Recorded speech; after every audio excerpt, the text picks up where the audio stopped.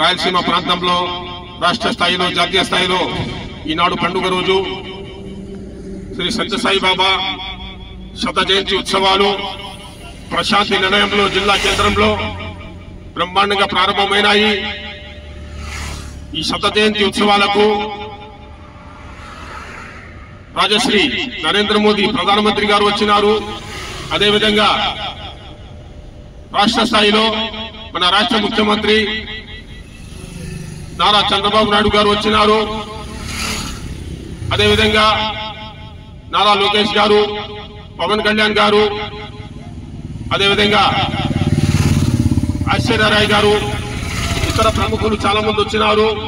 మిత్రులారా, సాయిబాబా గారు ఆధ్యాత్మిక రంగానికే పరిమితం కాకుండా సెక్యులర్ భావాలతో, జాతీయ సమైక్యత భావాలతో సమాజంలో శాంతి అభివృద్ధి ఉండాలనే ఉద్దేశంతో విద్యారంగంలో, వైద్యారంగంలో, వాటర్ సప్లై విషయంలో బ్రహ్మాండమైన సేవలు అందించినారు. కాబట్టి ఈనాడు వారి శత జయంతిని రాష్ట్ర ప్రభుత్వం, భారత ప్రభుత్వం గుర్తించింది. ఈ శుభ సందర్భాన అన్ని వర్గాల ప్రజలకు రాజశ్రీ రత్నాకర్ గారికి కంగ్రాచులేషన్స్, ముబారక్ హో, శుభాకాంక్షలు. మన ప్రాంతానికే గర్వకారణం, ఒక ఖ్యాతి, ఒక చరిత్ర. మిత్రులారా, ఇతరులకు గుణపాఠం.